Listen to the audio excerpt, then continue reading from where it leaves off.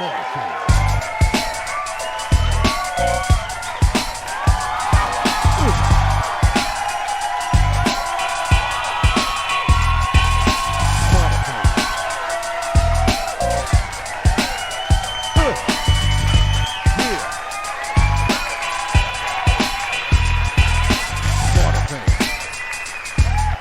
Hey everybody, welcome to another segment of Smarterfan podcast, where we bring you behind the veil of sports, business, and life.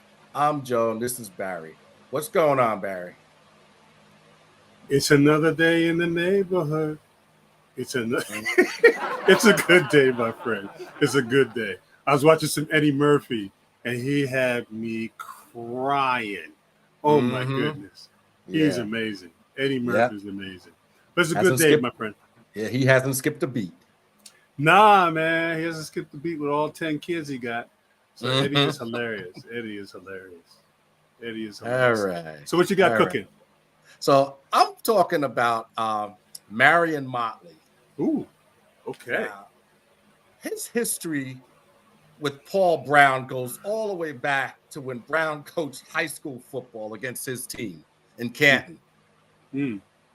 During his tenure in high school, his school went 25-3, with the 3 losses coming against Brown's team. Wow. So he started college at South Carolina State, but then he transferred to the University of Nevada, where he became a star. But a knee injury forced him to drop out of school, and he had to go to work. But he joined the Navy in '44 and played for the Navy Blue Jackets, which was coached by none other than Paul Brown. Really? Oh, yeah. Brown was serving in the Navy and on leave from coaching OSU at the time. Oh, wow. So Motley played fullback and linebacker for Brown, and he thrived in his experimental new scheme called the draw play. So now in '46, Brown was coaching the Cleveland Browns for the AAFC, and he invited a black player by the name of Bill Willis to try out for the team.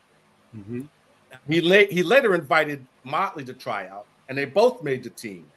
Now, the two of them, along with Kenny Washington and Woody Strode, became the first black players to break the color barrier in the NFL. So now he and Willis, they saw their share of racism on and off the field. Sure. You know, talking about the 50s. Talking about the 50s. Well, yeah, they were stepped on and called the N-word while the refs turned a blind eye. But they were in a unique situation because the style of play back then was smash mouth football. So what did they do? They smashed their opponents in the mouth. And Motley said after that, they stopped calling them names and started trying to catch them. I know that's right. Yeah. So then they were told that they weren't welcome in a Miami hotel. So Coach Brown threatened to move the whole team, and the hotel manager changed his tune and made arrangements for them, so they can stay there. Now the 50s saw him have chronic knee problems, and he ended his career with the Steelers in '55. Now he averaged 5.7 yards per carry. So he was a beast. Now, after his playing days, he tried to get coaching jobs, but was constantly denied. So he worked in Ohio at various jobs, and he was inducted into the Hall of Fame in '68. And unfortunately, he died in 1999 at the age of 79. But the consensus among his coaches and his teammates was that he was much better than Jim Brown. Because they said he was a fierce run blocker, and he played linebacker. Oh, wow. Oh, okay. So he's both ways. Yeah, he played Iron Man style. Oh, wow. So But that's he was an incredible player, to say the least. Absolutely. Definitely. So so what's going on with Baron Davis? Man, Baron Davis has always been one of my favorite players because of his backstory, because of just his genuineness as an athlete and as a person, smart guy. Really early on, kind of blew up the myth of having an entourage. Was smart with his money. Always willing to help out people who were willing to help themselves. You know, Yeah. and he talked about how he kind of set up a little thing where people asked for help, and it was just kind of like, well, yep, I'll help you get your credit right. I'll help you get your this right, help you get that right, so you can get on your feet. That's how he kind of ran it. And if they didn't agree to it, he was like, I can't help you then. You know what I mean? So he's been just a very interesting guy, very smart guy. And I heard him on a great podcast where he was talking to Green from the Warriors. And he was telling some very interesting stories that a lot of people don't understand. They think, oh, you're in the pros, you're making money. It's all candy and ice cream and unicorns. And he was like, I hated going to work for the Clippers at that time. You know what I mean? With Donald Sterling and that craziness. And he said it was bizarre. I'd come to work and guys were doing this and guys were doing that. And it's like, don't we got practice in 10 minutes? And he said it was just a crazy environment. Front staff were crying because Sterling was just bizarro and threatening people. And he would have all kind of strange people coming through the locker room. He said it was a zoo. It was a zoo, and, many times he was talking about, I hated it, and then I had these coaches who, this was very interesting. And this happens to this day. He said, I had two coaches. One coach was more concerned about his coaching style and how well he coached than us winning. Well, that how well he coached determined if they were winning. Well, it was like Marion was saying, the guy didn't even care. He just wanted this kind of like, I'm just this great coach. But your team is losing. And you don't know your players, and your players hate you. And it was just like, and then he had another coach, I think it was Dunleavy. Barron had left Nelson, and then Dunleavy, the new team, Dunleavy was coaching. And it was the same old foolishness. And it was just like, these are the stories that people don't realize that go on in organizations that they don't realize. Well, y'all been losing for 25 years because you got a jacked up front office. You got jacked up ownership who doesn't really care. And as Barron said, the truth of the matter, the basketball team was kind of Sterling's side chick. It wasn't a priority for him. You know what I mean? Yeah. So you got these raving fans and buying stuff and whatever, and ownership don't even care. Coaching oftentimes doesn't care. And so an athlete is left to kind of figure it out to get his career going and in the right place. And, people think money solves everything. It doesn't. It helps, but it doesn't solve anything. And you got to kind of know, you kind of left with, you really got to kind of negotiate your way through situations because you just never know what you're walking into. So it was just a great interview as always. And I just wanted to share that little nugget with you.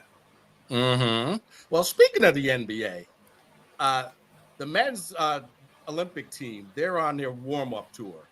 And they barely beat Australia 98-92. And this is a game where they gave up 68 points in the paint. Okay. So, I mean, AD and Ant-Man held it together for the win, but the team was soft in the middle and got exposed, and it raised a lot of eyebrows. So, I mean, LeBron and Tatum, they could become a force to be reckoned with. But, the Aussies were beating them on the boards. They were taking them to the hoop, and racking. That's how they racked up the points. But the U.S. team bounced back against Serbia at 105-79, led by Steph, and he was just dropping bombs on them, and then they showed how deep their bench was. Mm-hmm. So I think they're on the right track to making a big run in the Olympics, but we'll have to see how that plays out. Now, Lindsay Harding, she just joined the Lakers coaching staff as the first female for the Lakers. Mm-hmm. And she was the G League Coach of the Year and led the Stockton Kings to the Western Conference Finals. Now, she played for 9 years in the WNBA and in Europe. And she worked as a player development coach for the Sixers. Oh, okay. Yeah, and she also interviewed for the Hornets head coaching job. So I think Pop started a trend with Becky Hammond.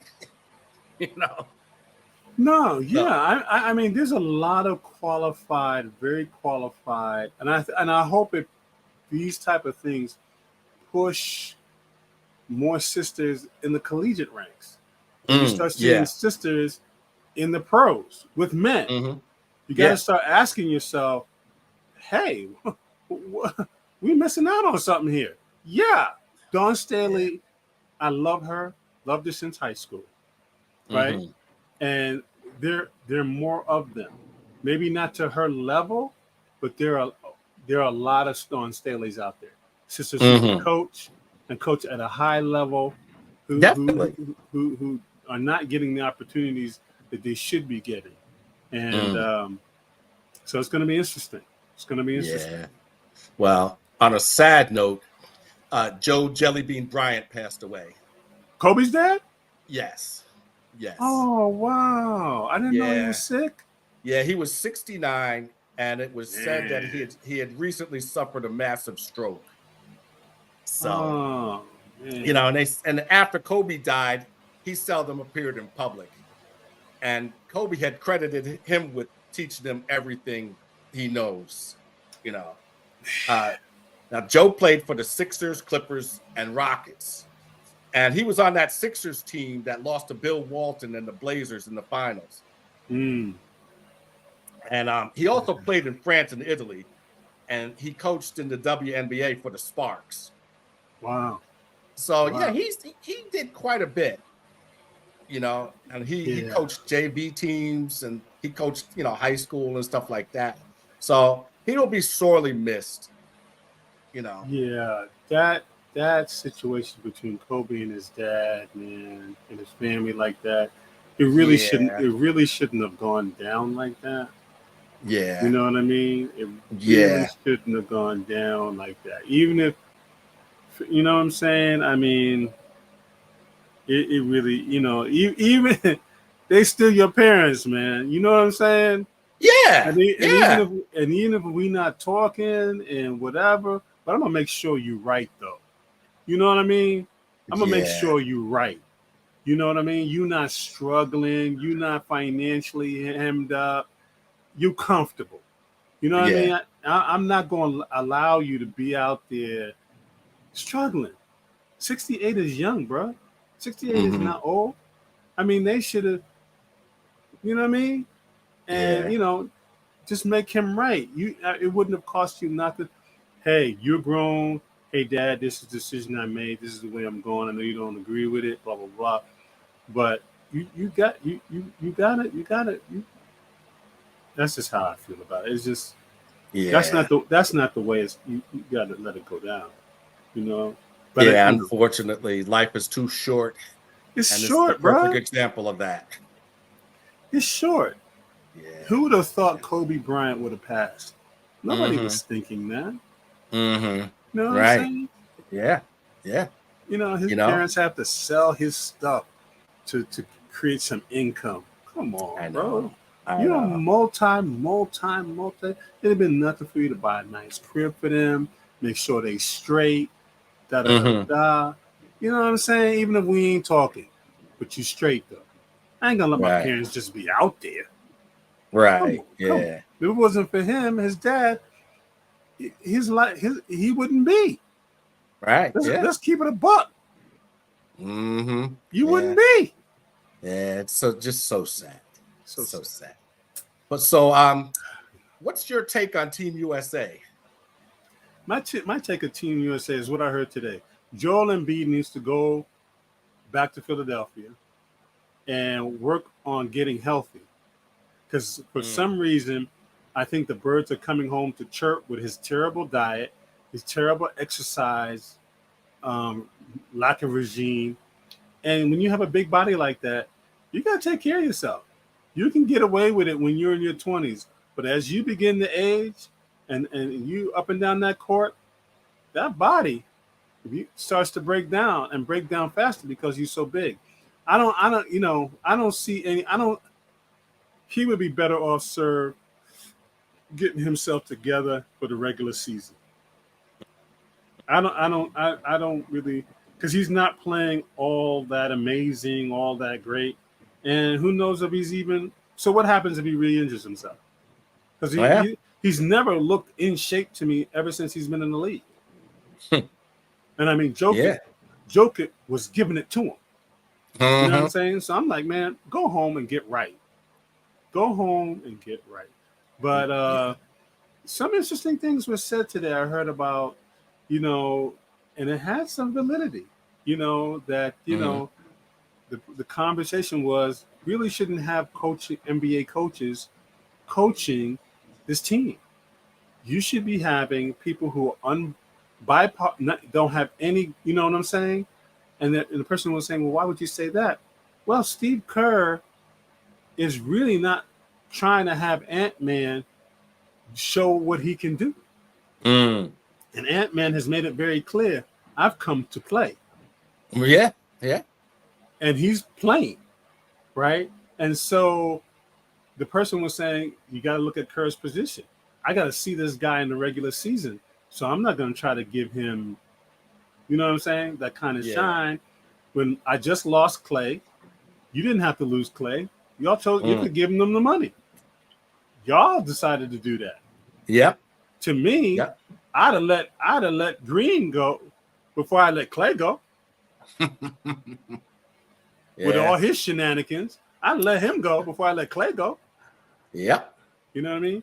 So, Team U, I'm gonna tell you this.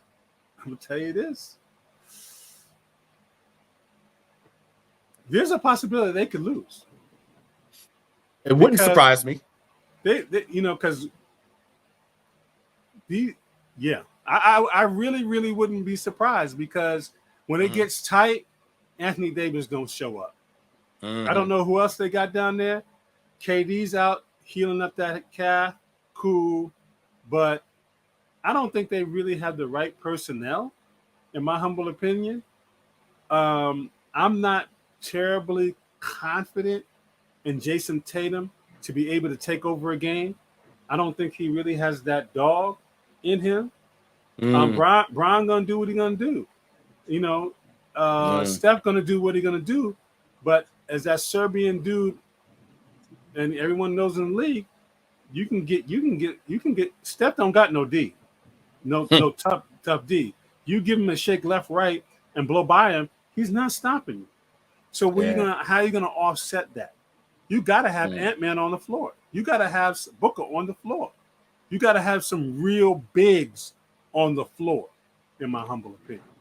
Yeah. But I'm gonna throw that a tiny fastball from the Dodgers to you and see what's going on in MLB, my friend. What's going on? Well, despite Teoscar Hernandez of the Dodgers winning the home run derby, all anybody wanted to talk about was how this country singer Ingrid Andress screwed up the national anthem terribly. Did she look like she was from high school or something? Yeah, I mean, she was terrible. She made Flavor Flav look good. I mean, I was like, has she been drinking? She didn't look dressed properly. She didn't look groomed properly. It was like, did she just roll out of bed?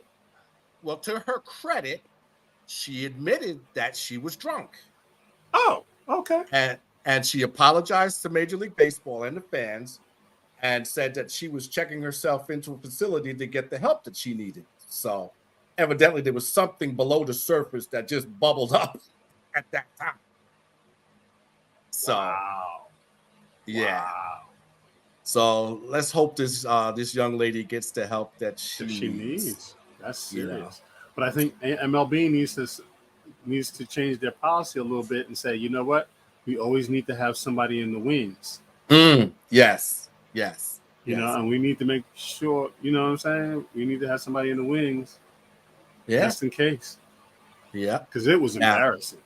It was. Oh, it was. It was terrible. It was terrible. So, but now the commissioner has expressed concern for player safety because gambling has reared its ugly head again. It's And going to. Yeah, That's gambling. He said that players have been coming to him about threats they've been receiving for the last month. Threats? Yeah, the players have been getting threatened by, I guess, people who are betting on them. You know? Yeah. See, they need to shut that down. Yeah. They just need to shut it down. And the thing about it is, you know, what he still hasn't said what the solution would be. So the solution is very simple. Players can't bet. Because it's only a matter of time where somebody's family gets threatened or snatched up, right? And tries to force a player to do, you see what I'm saying? That's where this is going. This is where it's going. That's why they initially got rid of it. It's like people forgot the history of gambling in sports. Gambling in sports is not new. It's just so dirty and dangerous because people are trying to, you know, they're trying to get a hit, get a lick. You know, and you're putting these athletes in danger. And man, shoot. If I was these PBAs, it's gonna happen. Watch, it's gonna come up. It's gonna come up. It's gonna come up in college now that these players are getting paid. Watch. Yeah. Oh, definitely. Watch. Yeah. Watch. So what's going on with the front offices these days? Man, just listen. You know, when I listened to Baron Davis, it just solidified my point that I've always felt: bad coaching and just bad administration. Just people who don't have a clue. Like what I hear rustling in the bushes now is Caitlin may end up on the USA team because Taurasi's hurt. Okay. Right? Yeah. Which to me is somebody cut Taurasi a check to step aside so they can make 10x, 20x by having Caitlin involved. Which to me is a no-brainer, right? Yeah. Is a no-brainer. And because you just can't allow that much money, that much exposure, that much of growth of the game to be jeopardized for what? You're trying to grow a product. You know what I mean? Yeah. If you're gonna, Taurasi's at the, if you're trying to grow a product, you know what I mean? And again, this is what happens to many organizations. You just got the wrong ownership, the wrong coaching, people who got their own agendas, and it ain't winning. And there's jealousy, there's envy, because Steve Kerr did say in an interview that when he was working out Anthony Edwards, that he wouldn't draft him because he didn't seem to really work that hard in his workout, as Clay and Steph did. And it's kind of like, really? But really? Right? So again, as a coach, where is your vision? Like, could you not see, does this kid have that engine though? And he just needs to be pushed or coached or whatever, right? And to me, it goes back to lazy coaching. So you just expect everything to be ready, pre-made, it's ready to go. You don't want to cook, you don't want to shop, you don't want to fill no groceries like Parcel said. You just want to step into, actually that's what you did happen to you. You did step into a ready-made situation that you didn't develop. Oh, okay. So that's why you think that way. Okay. Because I guarantee you, I'd be very surprised if the Golden State Warriors win in the next 4 years? Well, Watch. We'll have to save that for next week. And I say that, and some people look at me, Joe, and they're like, "What are you saying?" I said, "We're gonna find out who Steve Kerr is, and can he coach?" Because I'm telling you, the telltale sign may be the USA not winning. And let me tell you, blood will run in the streets. And I'm telling you, I said it here first. I don't think they're gonna win because they don't know what they're doing. Well, we'll see. It's going to be interesting, my friend. And as we always say at Smarterfan Podcast, stay in the game. See you next week. That's right. And Smarterfan family, tune in next Tuesday for another episode of Smarterfan Podcast. Good night. Good night. See you next week. Smarterfan.